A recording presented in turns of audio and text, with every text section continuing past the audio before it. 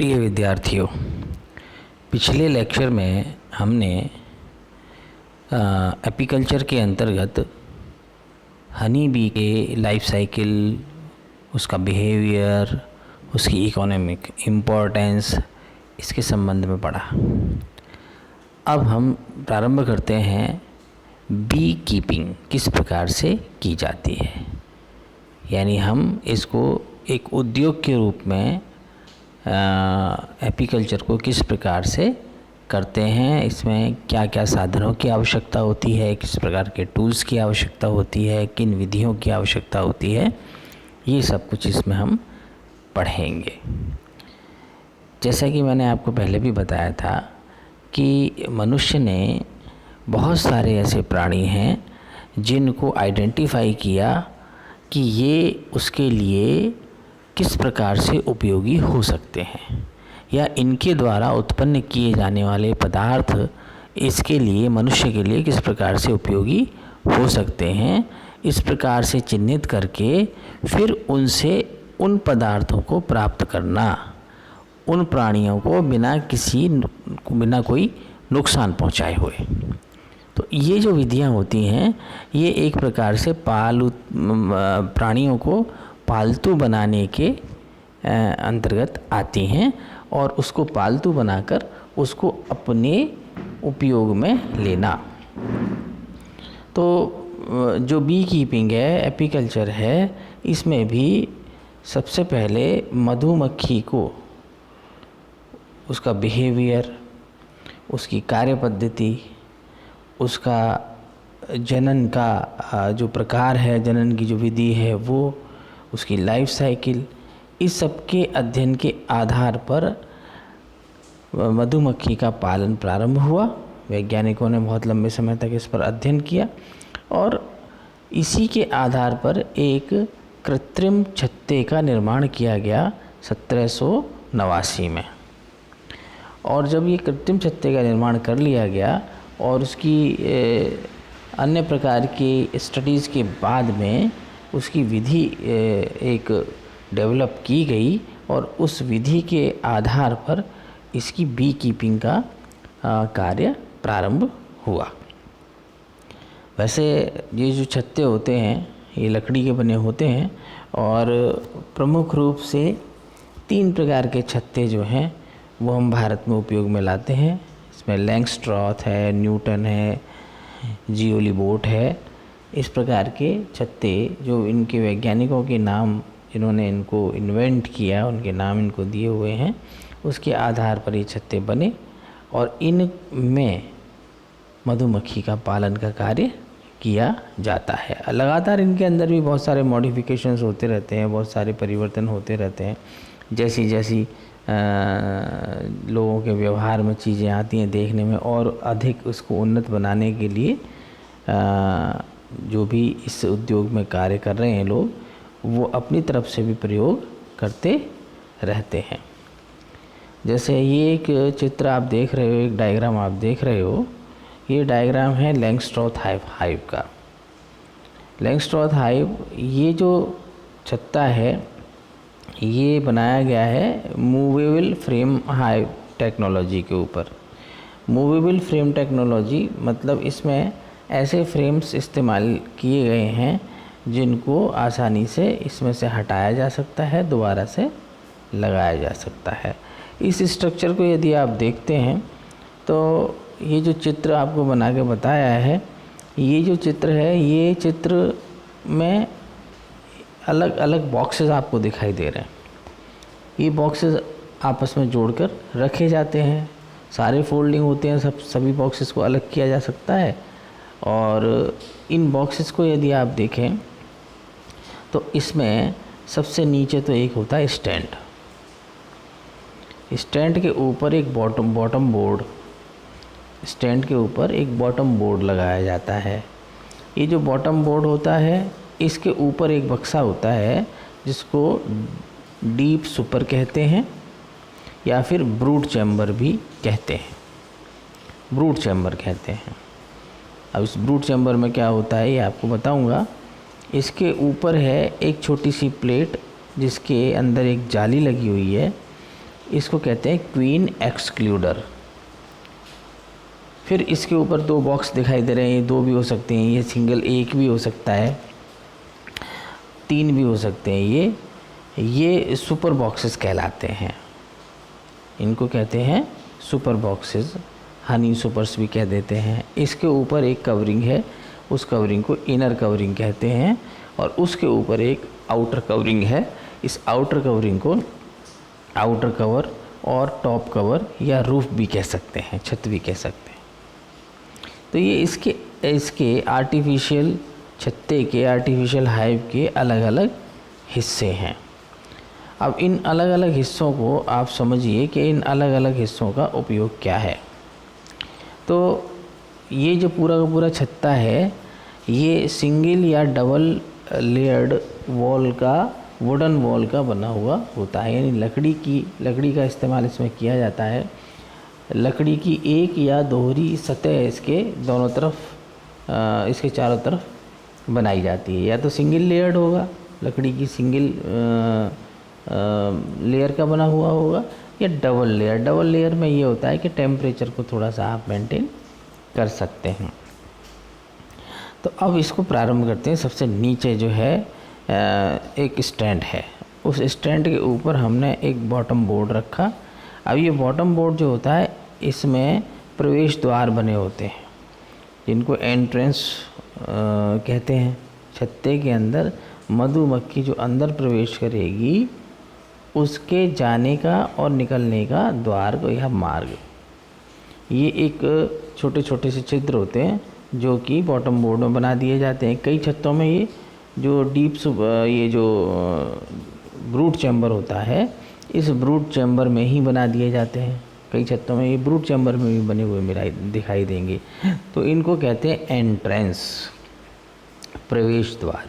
ये प्रवेश द्वार अधिक नहीं होते, प्रवेश द्वार केवल एक होता है, या कहीं कहीं किसी छत्ते में एक से अधिक यानी 2 दिखाई दे जाते हैं, इससे अधिक नहीं होते।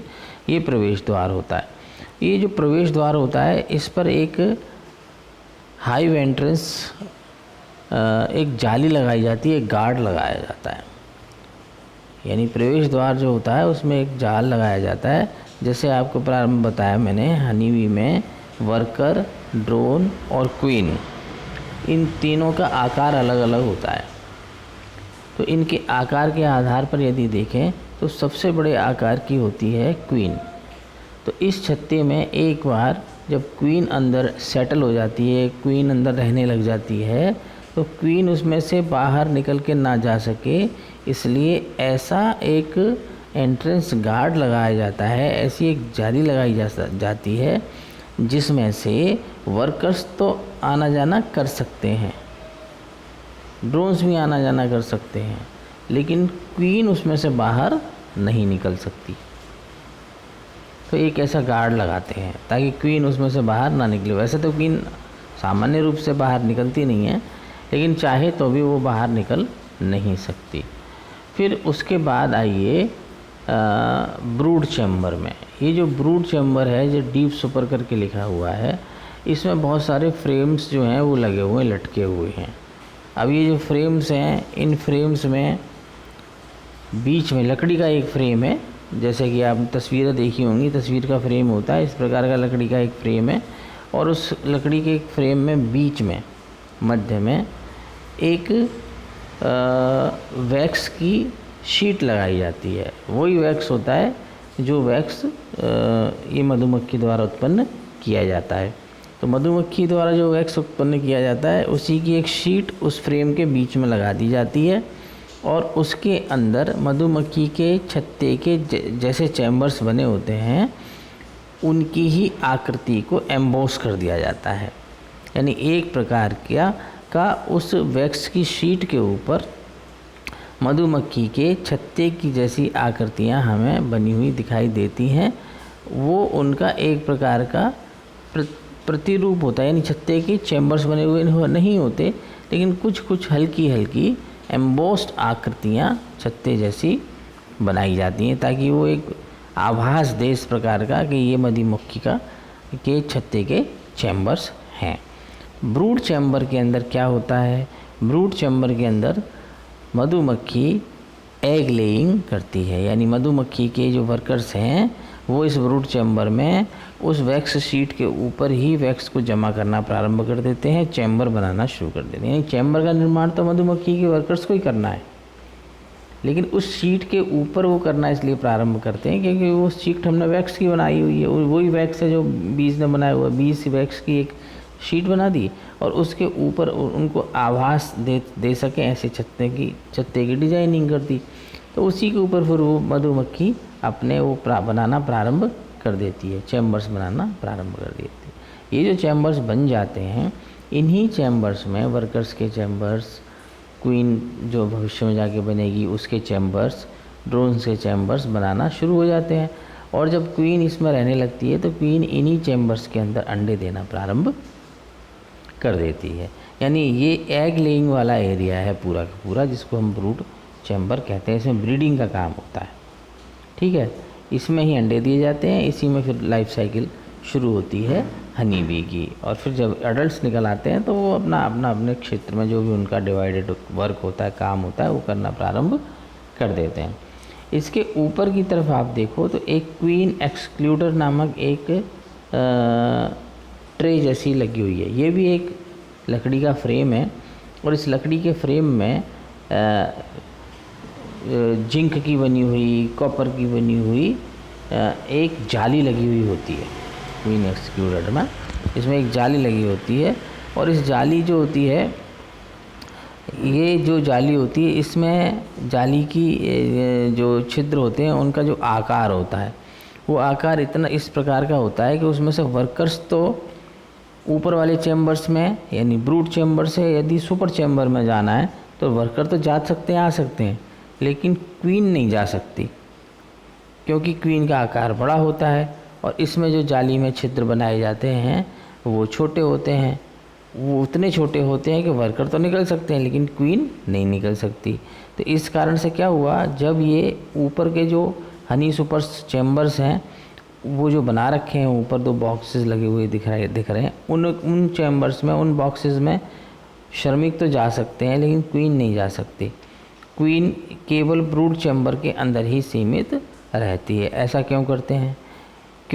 ऐसा इसलिए करते हैं कि हनी सुपर चैम्बर्स जो होते हैं उसमें भी जो फ्रेम लटके हुए होते हैं उनमें भी वैक्स शीट लगी होती है, लेकिन उसमें केवल स्टोरेज चैम्बर्स बनाए जाते हैं। यानी अगर आप हनी बी के प्राकृतिक छत्ते को देखें तो प्राकृतिक छत्ते में क्या था कि जो छत्ता था वो उसके सबसे बाहरी इलाका, नीचे का जो इलाका था, वो नीचे के इलाके में तो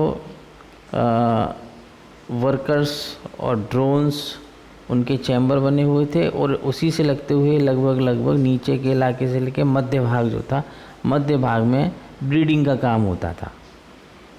मध्य भाग नीचे से लेकर और मध्य भाग तक एक तरीके से ब्रीडिंग का काम होता था, एग लेइंग का काम होता था, यानी अंडे दिए जाते थे चैम्बर्स में।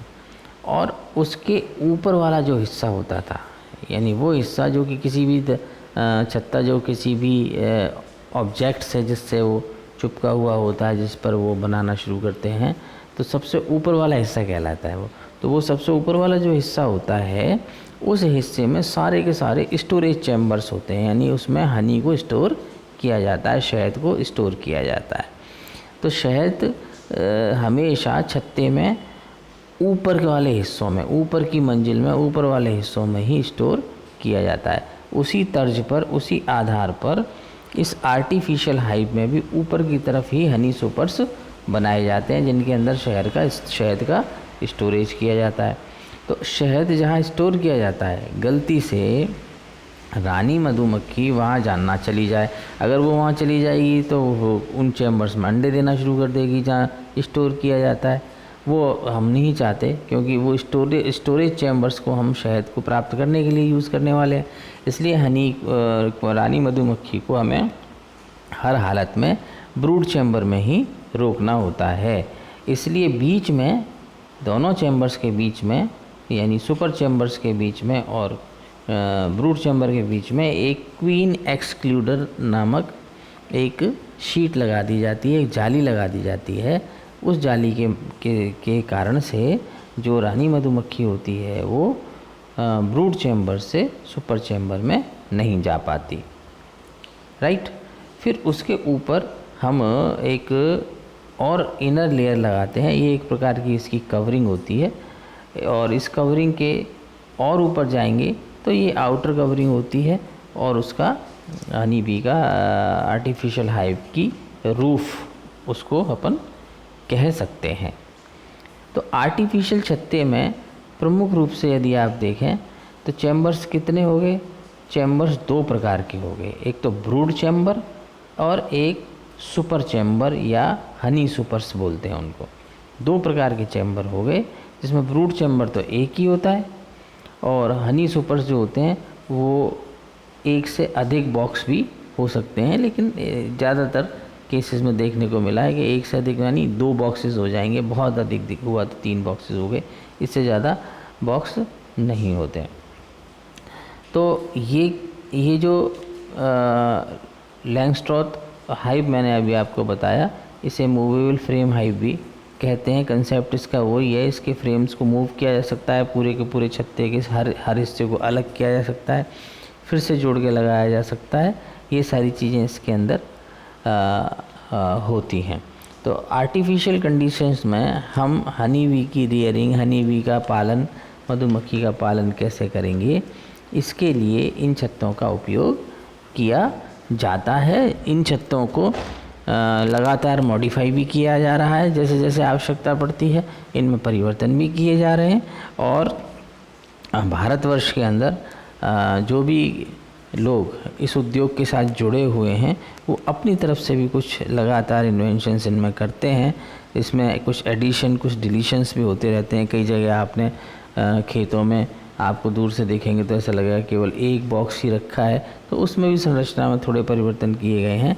लेकिन कुल मिलाकर हनी बी का जो ये एक मूवेबल फ्रेम हाइव बनाया जाता है, ये बिल्कुल इसके प्राकृतिक छत्ते की बनावट के अनुसार ही डिज़ाइन किया गया है, ताकि ये अपनी लाइफ साइकिल को इसमें कंप्लीट कर सके। और इसमें जिस प्रकार से ये शहद इकट्ठा करती है, उस शहद को हम लगातार निरंतर उससे प्राप्त कर सकें, और पुनः दोबारा से उन फ्रेम्स को जिनसे हम प्राप्त करेंगे शहद को दोबारा से उपयोग में ला सकें। तो अभी के लिए इतना ही पर्याप्त है, आगे नेक्स्ट लेक्चर में आपको बताएंगे।